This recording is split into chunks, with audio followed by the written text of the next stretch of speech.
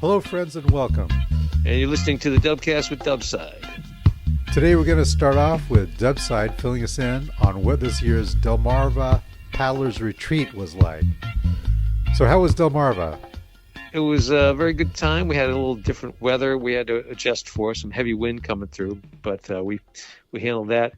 And so I gave a talk, one of the evening presentations, and we will now listen to the whole thing. You'll hear what I said. And so this is, I guess we'll call this episode number 73. It's not a special guest episode, but it's not me in my studio talking into the microphone. So you'll hear me talking talk to a crowd voice where I'm saying things too fast and jumbling my sentences. And so the raw audio, but that's what it was like. And I'm trying to encourage us to build up a Kayak USA team to go to the competition next year. Yes. Now you may recall we mentioned that a couple episodes ago in the introduction to the interview with Mike Knight on kayaks and Native American flutes. Yeah. Well, we are now, after this past weekend, I've got about, I think, a total of 11 people who would like to go to Greenland next year. Now that number may go down or up as things go. You know, a lot of people, they want to go, but the reality comes and they can't quite make it. But then we still have more people that are probably interested. So we'll see. I'd like to take a strong contingent, strong in attitude, not necessarily ability, as I described when I talked to the crowd here. And I should just tell you, Andrew, I had a chance to look at last week's episode, the interview with Rhonda, with the video. Yeah, it looks really good. Yeah, I was impressed. We I'm have glad some you nice like footage in there. Yeah, good camera work. Yeah, I got a lot of positive feedback about that. All right.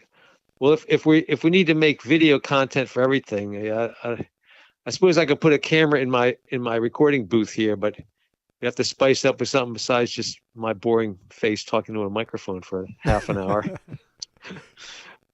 But we'll see. Yeah, we should do some more video.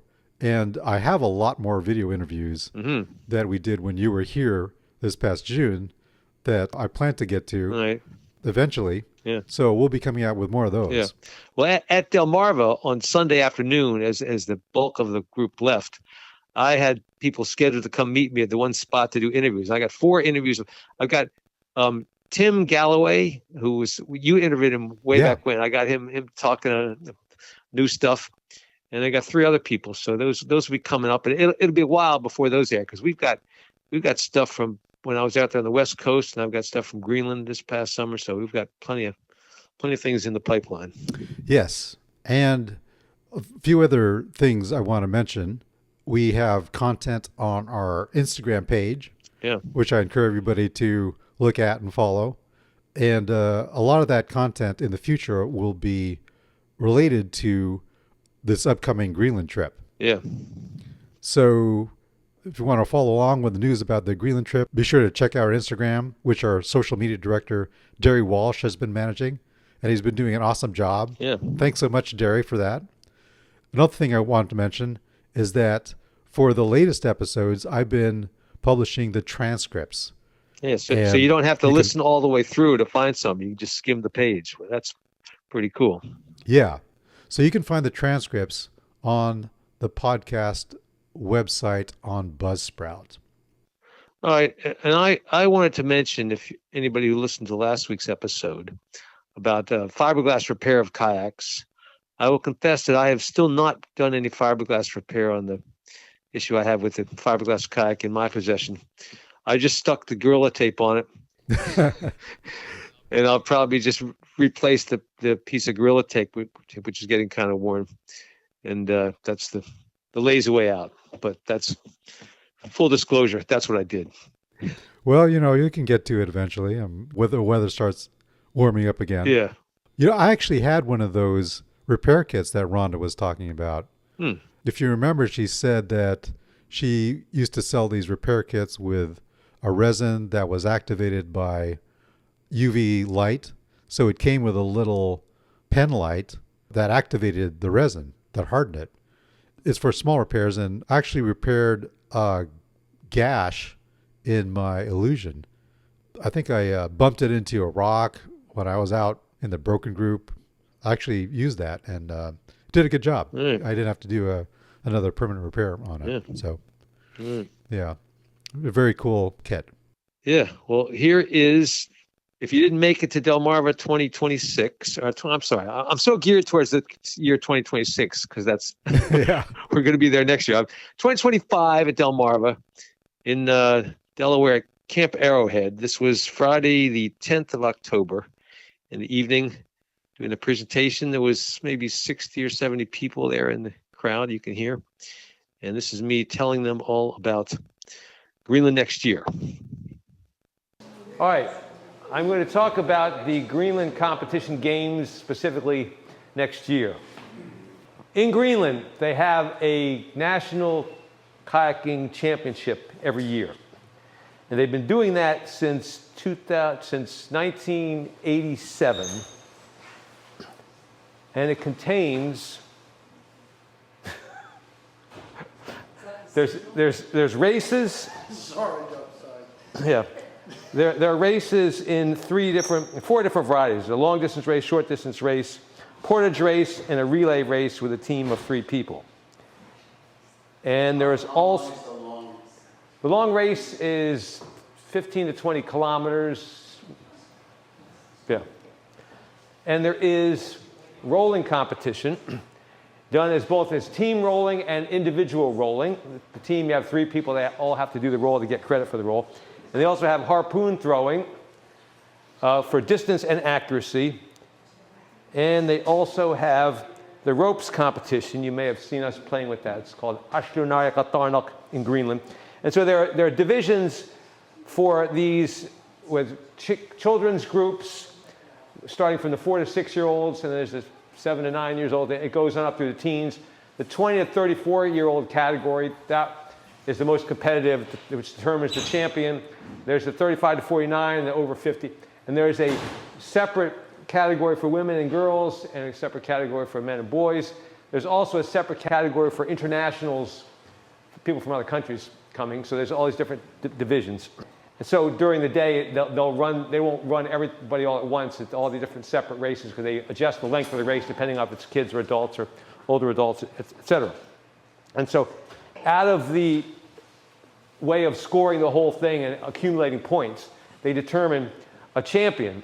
There's both a male's category champion and a female category champion, and the runners up the second and third place things, and there's trophies that go along with that. And this was all organized by Qaqortoq, the Greenland Kayak Association, who set about to preserve the kayaking skills of their heritage, of the hunters from back in the day. And Qaqortoq, in connection with connections to this event here, that led to the formation of Kayak USA about 2000 or 2001. And Kayak USA's mission is to, you can read the whole thing, supporting Qaqortoq in their effort to preserve, study, and promote the traditions and techniques, et cetera, et cetera.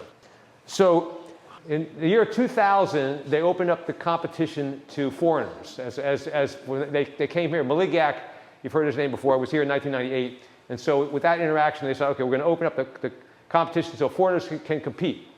And so some years, a few people have gone. The first year was 3 people in 2000.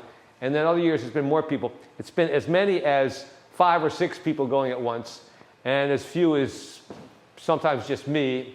I started going on a regular basis in 2006 or so. And before COVID, I was going every year. And so sometimes there's more people, sometimes less people. And there's other international folks, people from Spain, from Norway, from Denmark, from Canada. They've had some Japanese people go, people from Taiwan, et cetera. So it varies year to year. And so they rotate it from different cities every year. And Nuuk is one of the cities. So that each of these cities, or towns, if you want to call them that, have a kayak club. So it'll be Kayak Nuuk or Kayak Ilulissat. And the competition is held in these various towns in the rotation. Well, Nuuk is the biggest city in Greenland. And Nuuk just last year completed expansions to their airport, so it's an international airport, and big jets can land there. So you no longer have to fly to the other airport places in Greenland, 2 of them. You can go directly to say, Nuuk or other airports are coming as they build up the tourism thing. So this past summer, United Airlines flew directly out of Newark International in New York City to Nuuk for the first time ever, which dramatically shortens the amount of time it takes to get to Greenland and also brings the price down. So next year, they announced that the competition will be held in Nuuk. It was in Sisimiut this year. I was there this past July. So next year, for the first time, you'll be able to fly directly to the competition site from the US. That's a big new offering here. So I am trying to put in a good showing for Kayak USA, and I want to come next year with a solid team. When I say solid, I just mean a good, strong number of people to show that we are supporting Qaqortoq. Now, they know in general that there's some activity going on in the US. There's something called Kayak USA, but until they come and see it, they don't really, get a handle on what's happening. So we have invited from time and again Greenlanders to come one at a time, or sometimes a few more. And so that when they come individually, it really opens their eyes. So we've had John Peterson come to this event. He first came in 2008, and John Peterson told us that it changed his life. Like to come thousands of miles away and see there's a group of people that are totally committed to understanding and learning about and appreciating his culture. He was amazed. He's been back here to Delmarva 3 or 4 times. He was at the Sticks event on the West Coast. He was really, really impressed, and he's been a great resource. He's still involved with the kayaking competition. He's not there every year, but he really was amazed by our thing here, and it was a great exchange. And so he told me one time, he said, the whole point of having the competition is for the kids. That's really what it's all about. And they gear it as like it's the Olympics. Here I'm with a gold medal, and gold, silver, bronze. But it's really more like a family gathering, and it's really about the kids. You get the kids inspired to learn about their culture, and so amazingly, not every person in Greenland kayaks. In fact, most Greenlanders don't kayak, which was a surprise to me. They're very aware of their heritage. They certainly appreciate it and appreciate that somebody's doing it, but most of them don't really feel like getting in a kayak because the water's really cold and it's cramped and it's not really what they're interested in. As long as somebody's doing it, that's a good thing. So the first time I went to Greenland, I was infatuated with the rolling, among other things. And I had trained and gone through the list as many as I could get, on both sides, the way it's done. There's a list of 30, back then it was 30 different maneuvers, and you do them on each side. And so I was getting up in the morning. The competition takes a week, because you have 4 different races in the rolling, so you have 7 days of one event each day, or sometimes it gets mixed up a little bit. They often fall behind schedule. But I was getting up at 5 o'clock in the morning, getting in my kayak and going out and going through the rolling list, and then going to breakfast on days when there was races and other things, because I was going to make sure I had the rolls all solid and worked out. And so when it came time the day for the rolling, I got up at 5 in the morning and did the routine, got changed back, went to breakfast, then I got suited up again, so I was ready to compete. And they decided that day they were going to start with they weren't into like young kids weren't rolling. They had some teenagers who'd rolled. So first they did the teenagers. And then they called out, they said, okay, now we're going to do the women. And they did the various age categories of the women. Now you have a half an hour to do your routine. So if you've got 5 competitors, that's 2.5 hours going by. And they might have 2 judging stations, but still, it takes a while. And then they went with the men. They didn't call us the international people yet. They just said, people stand by. And then finally, late in the afternoon, they got to the international. Sherry Perry was there that year. So it was 1 or 2 other people from the U.S., so they went. And then, so Sherry went, and they called me last. And it was just about 6 p.m. when I finally got to roll. But it's their competition, it's their rules. You just have to follow along and do what they say to do. Now, some of you may remember Nate Apgar. He started with us as a teenager, and he was up in the New York area. Went to the Hergif event quite a bit. When he was 25 in 2017, he made the trip to Greenland and did the competition. And so, Nate's an athletic guy, competitive. And so he's, the first day they had the short distance race. It's what, 3 to 6 kilometers, depending on how to set up the course. So he's on the starting line. They're getting ready to go. And so he's got his game face on. He's like, okay, it's showdown. And the guy next to him looks over at him and says, they're seconds away from the countdown. The guy says, okay, let's have some fun. And he's taken aback, like, oh, fun. That's right. So he realized he's got the wrong attitude, so he relaxes. They had a great race. They had lots of fun. And first, second, and third, who cares? They were there celebrating the kayak culture, and then he readjusted his attitude and had a better time. There's a little bit of competitive feeling going on. The top guys are still worried about who's going to win, but you're supposed to. It's not the Olympics, It's just having a good time. And so I was eventually, after going there enough years, in 2010, I believe it was asked to help with the judging. Now, this was a tremendous honor for them to ask a foreigner to help the judging of the competition. A couple years after that, there are other people from other countries go. So there's a guy from Sweden named Mats Holberg. And Mats, like others, got really infatuated with the Greenland thing, and he practiced really hard, and he got into the rolling and learned all the rolls. I was showing him some rope moves, but the rolls was really his thing. And he worked on his forward stroke and his harpoon throwing. And so I think it was 2015. So he's in Greenland, and it comes to the day for the rolling event. And I was helping with the judging. I rotated in and out. It takes so long. They'll start off without me, and then they say, Dubside, can you come in and judge these people? And then I'll work into the rotation, and then I might go back out. So whatever they tell me to do, I'll do. Some years they've got it more or less covered. They don't need much of my help. Other years I've gotten really involved. So I was in and out of the rotation at the judging booth, and Mats, like halfway through the day, he comes over and says, Dubside, they're not telling me when I'm going to go, and I don't want to get in the water and get too cold if I wait too long there, and I don't know if I should eat now because I don't want my stomach to be full. And I said, Mats, welcome to Greenland. And left it at that. And he dealt with it. He did pretty good. He rolled like 270 something, which is the expert level. So he did all right. But you have to play by their game.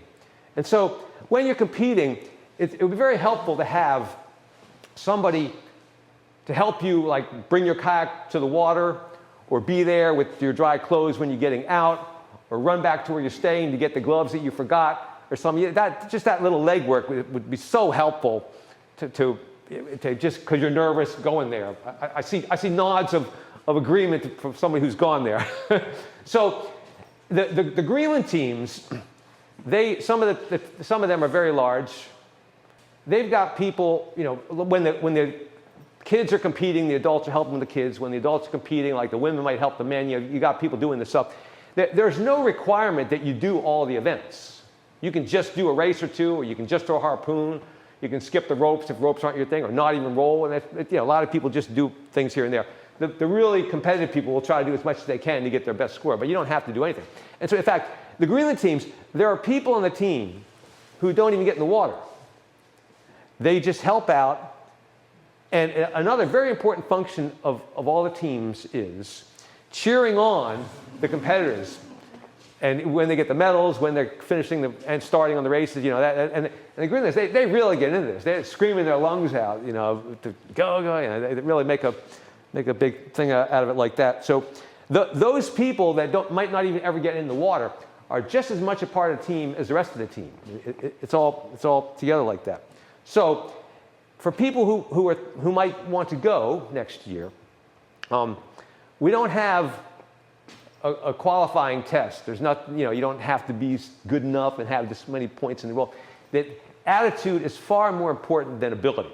Okay, and we need people who just will help, might not even do anything, or maybe do one race or not. It's all fine. So the attitude I'm looking for is someone who has a genuine appreciation for traditional paddling and is interested in learning about it and respects it. And so a good example of that attitude is somebody who goes to Delmarva. So all of you qualify already, okay? You got that? It's attitude, not ability, right? All right. Now, 2 years ago, you might recall, we had Paninguaq Corneliusen. Some of you remember that? Yes. And so she lives in Nuuk, and I was in Nuuk after I was in Sisimiut at the competition this summer. And I looked her up, and I went to her apartment. I actually did a short interview of her, which will be on my podcast. I think all of you got one of my little podcast guitar picks, the Dubcast with Dubside. You find it on Spotify or wherever. So I talked to Paninguaq. I know you all like to call her Paniwak, but it's Paninguaq. She says hi, okay?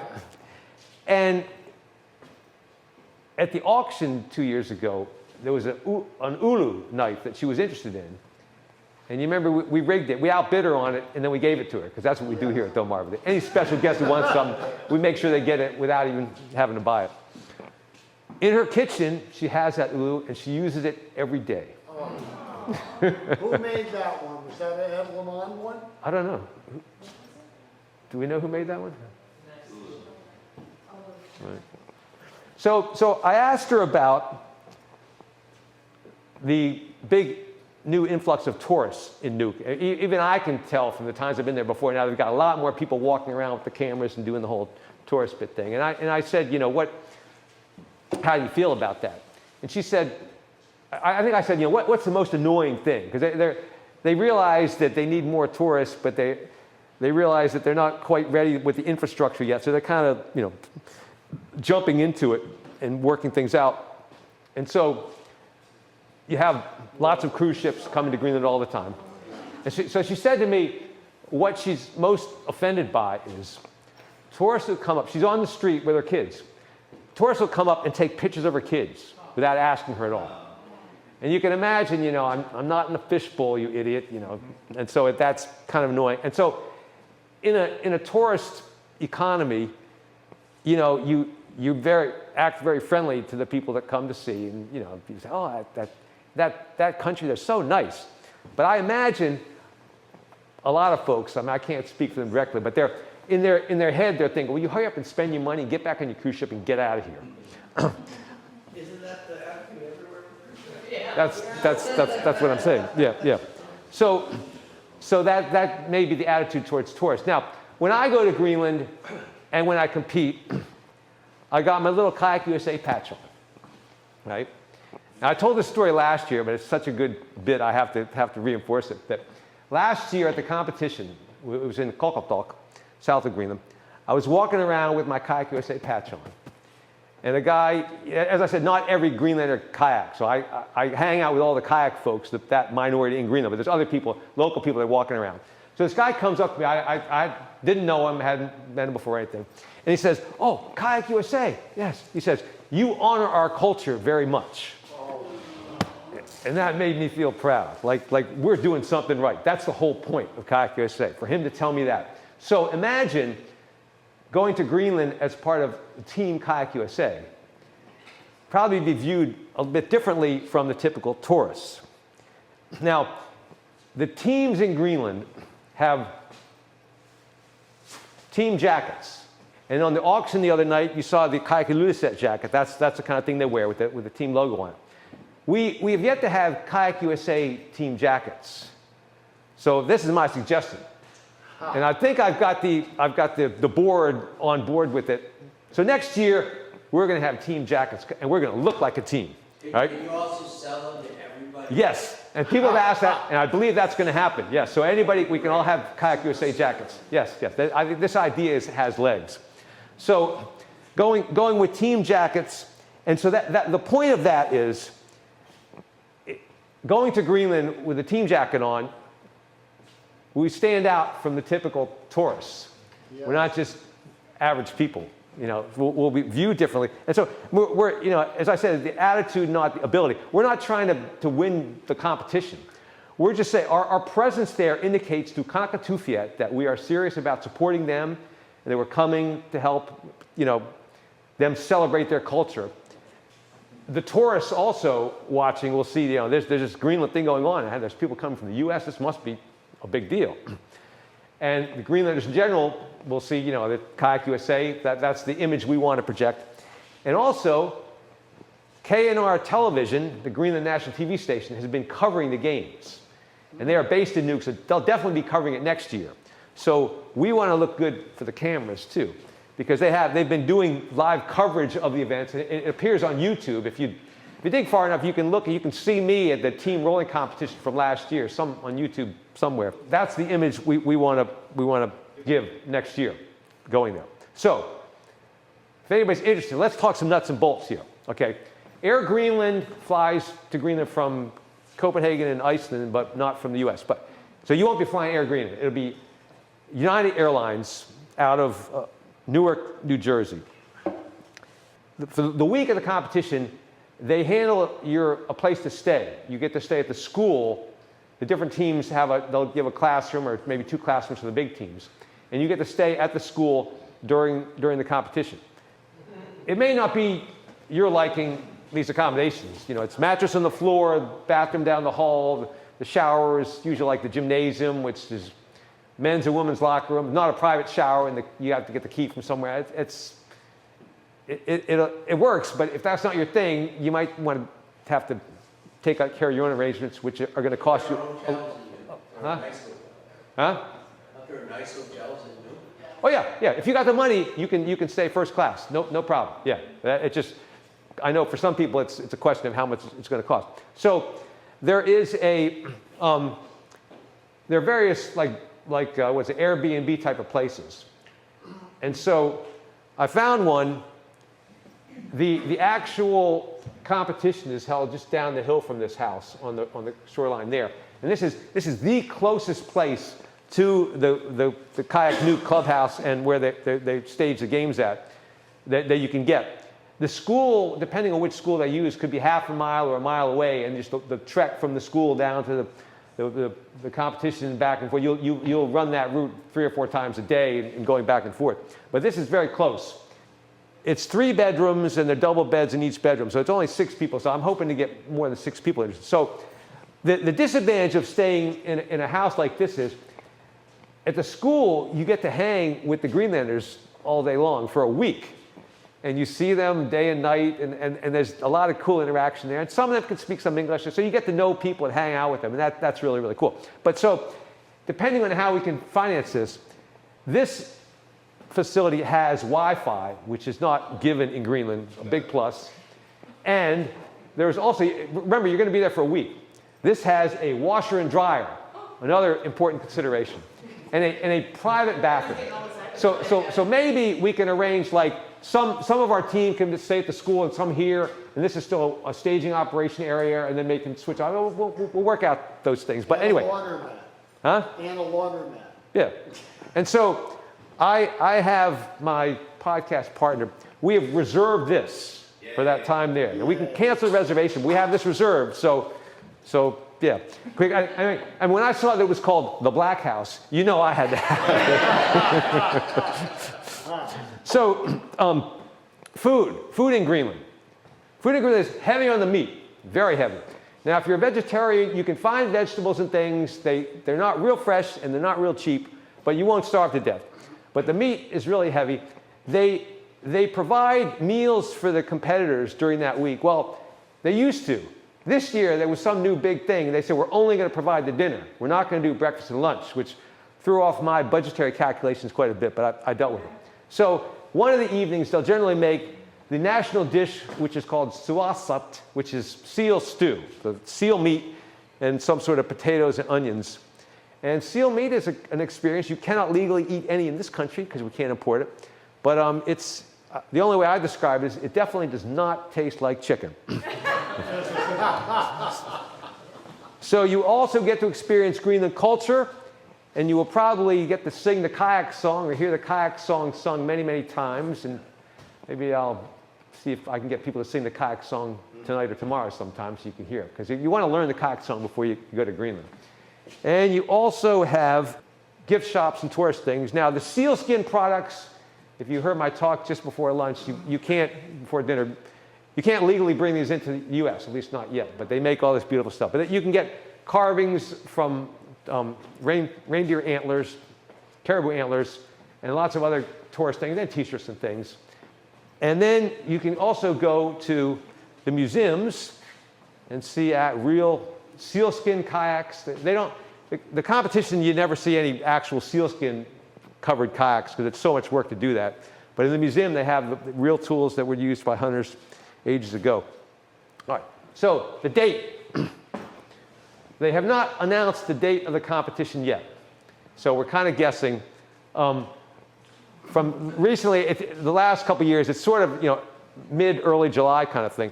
So my best guess is, if you're taking time off, don't buy your plane ticket yet, because we're looking to get maybe some group rates out of United Airlines. But to put in for vacation time, like the second 2 full weeks in July, although it's probably going to go to a little bit past that, but you're actually have to be restricted by United Airlines is not flying every day. So my best estimate so far is from the 7th to the 22nd, because that's when there's a flight on those 2 days there and back out of Newark. We're also in touch with Maligyak, and we're going to see if he wants to offer a trip. That was done in 2017. Some of us went a 5-day expedition out in the Greenland wilderness, and then the competition. So that's going to be. Kayaking? Huh? That's kayaking? Yes, kayaking in the wilderness. Yeah, we had a blast. It was amazing. So that's going to take longer, but we'll have to see who wants to do what the interest is, and how we figure out to buy the tickets, and we form some sort of package deal. All right. And you're probably wondering what this is actually going to cost. So figure it's sort of like the price of a brand new fiberglass sea kayak. Like on the low end, what's that? 3,000. If you want better accommodations, 4,000, 5,000.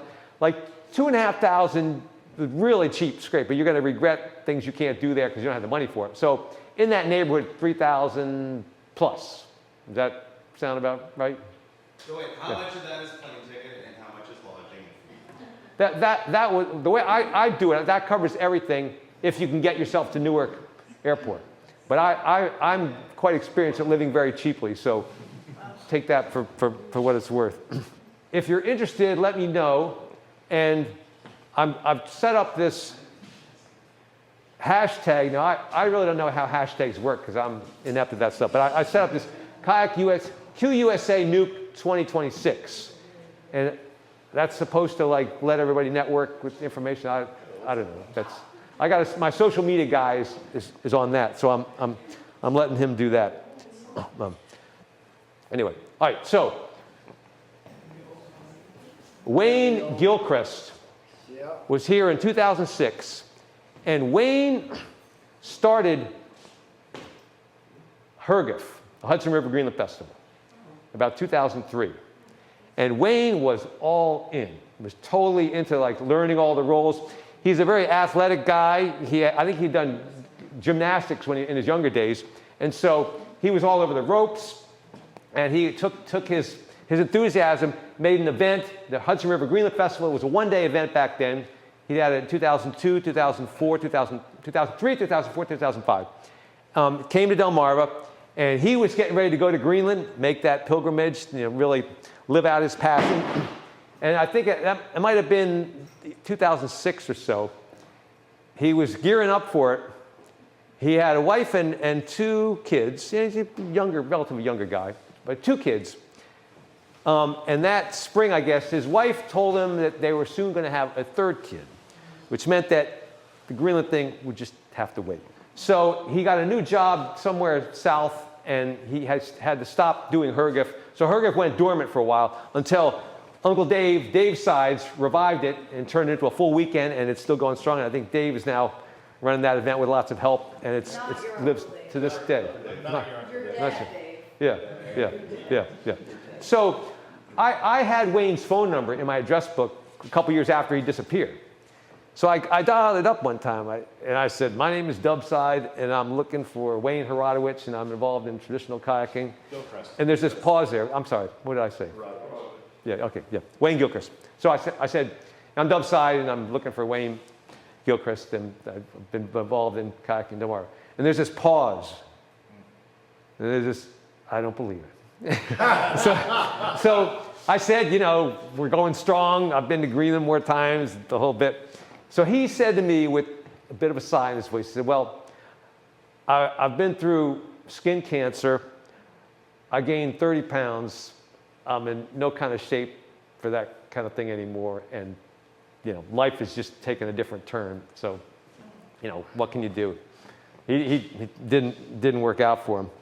So probably about 10 years after that, at Hergif, which was still in full swing, Uncle Dave contacted Wayne Gilchrist and invited him to make an appearance at Hudson River Green Festival. Maybe not the whole weekend, but come by on a Saturday afternoon and we can have a little tribute to the founder and voice our appreciation in person. And, so that was the plan. So Saturday came and we had a program that night. We waited and Wayne never showed up. And I would guess that he was ambivalent and it was just too painful to come back and be reminded of what he was never able to do. And so, his dream of going to Greenland just never actually happened, unfortunately. So obviously what I'm saying is, opportunities that come around may not come around again. And if you don't jump on what you can do at one point, it may be gone forever. That's just the way it is. But if you're interested in going next year, as I said, I want to put a good solid team together and make a good strong appearance in Greenland.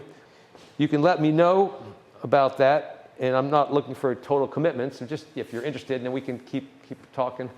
So if we show up, spend the $3,000 to $5,000 to be there. Sponsor your favorite athlete in the event. If we spend the $2,000 to $1,000,